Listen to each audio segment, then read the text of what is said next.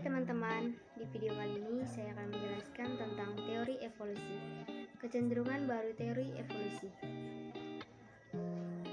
Ada pepatah yang mengatakan, tak kenal maka tak sayang. Maka perkenalkan, nama saya Marianis Tompul, saya dari kelas 12 IPA 2. Baik, materi yang akan saya bawakan yang pertama, teori evolusi berbasis mutasi atau neo-darwinisme. Yang kedua, teori hereditas.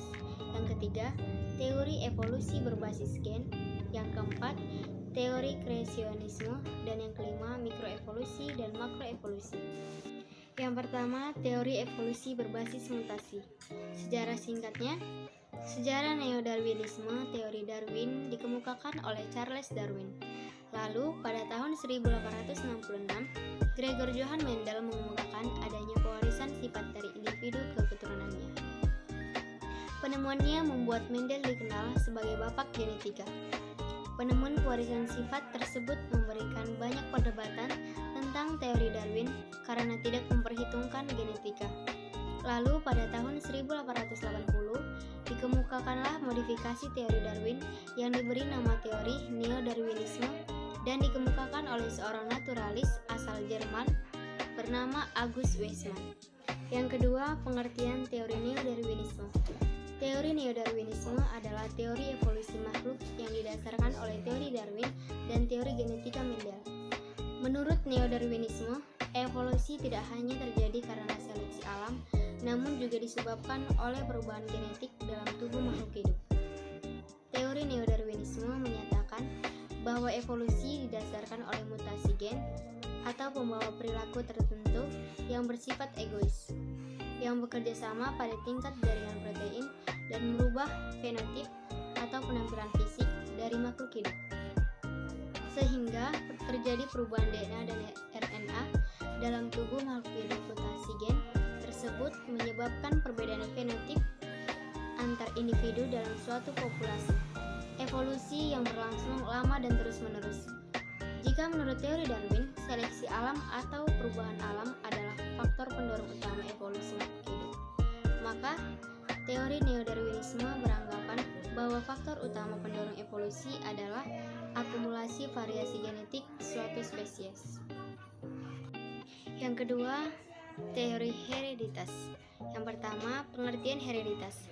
Hereditas adalah pewarisan sifat-sifat fisik, biomkia, dan perilaku dari suatu makhluk hidup kepada keturunannya.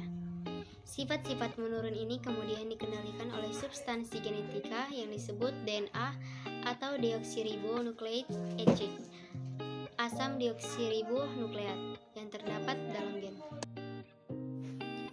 Penjelasan dan sejarah penemuan teori hereditas. Teori pertama tentang sistem warisan yang dapat diterima kebenarannya dikemukakan pada tahun 1865 oleh Gregor Johann Mendel, seorang biarawan dan juga ilmuwan yang mendirikan ilmu baru dalam ilmu genetika.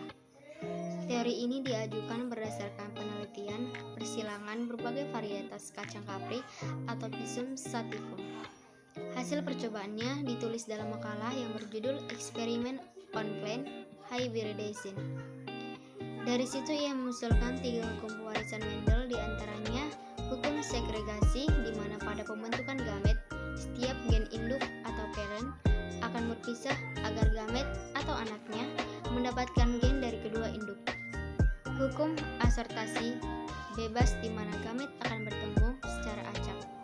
Hukum dominasi, di mana terdapat sifat atau alel yang mempunyai kemungkinan diturunkan lebih dari sifat yang satunya.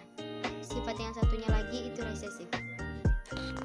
Yang ketiga, teori evolusi berbasis gen.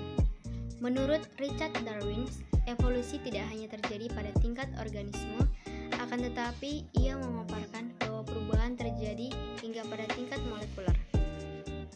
Penganut evolusionis ini tak serta-merta berhenti dengan penemuan yang telah dilakukan oleh pendahulunya yang hanya dari segi anatomi. Yang keempat, teori kreasionisme. Teori kreasionisme merupakan teori keagamaan untuk menentang teori evolusi Darwin, di mana menyatakan bahwa mutasi dan seleksi alam tidak mungkin menghasilkan spesies baru. Tidak ada mutasi menguntungkan. Menurut mereka, semua mutasi hanya menghasilkan cacat pada makhluk hidup yang mengalaminya. Teori kreasionisme merupakan teori dalam agama-agama Abrahami. Adalah kepercayaan bahwa manusia, kehidupan, bumi, dan seluruh jagat raya mempunyai asal-usul secara ajaib yang dihasilkan oleh campur tangan adipradati, suatu keberadaan yang maha tinggi yang umumnya disebut Tuhan. Teori ini menjabarkan ada dua bukti ilmiah yang mengatakan bahwa evolusi adalah sebuah kebohongan. Bukti pertama adalah evolusi tidak mampu menjelaskan bagaimana unsur protein dihasilkan karena sebuah protein, unsur paling penting dalam makhluk hidup, tidak mungkin muncul dengan sendirinya dan membutuhkan protein lain agar dapat menciptakan protein baru. Bukti kedua adalah dari fosil. Menurutnya tidak ada fosil yang merupakan fosil peralihan, yaitu fosil yang menghubungkan suatu makhluk hidup dengan nenek moyangnya. Fosil ini seharusnya berguna untuk menentukan taksonomi makhluk hidup serta menentukan jejak evolusi nenek moyangnya hingga mendapatkan bentuk seperti makhluk hidup modern. Yang kelima, mikroevolusi dan makroevolusi.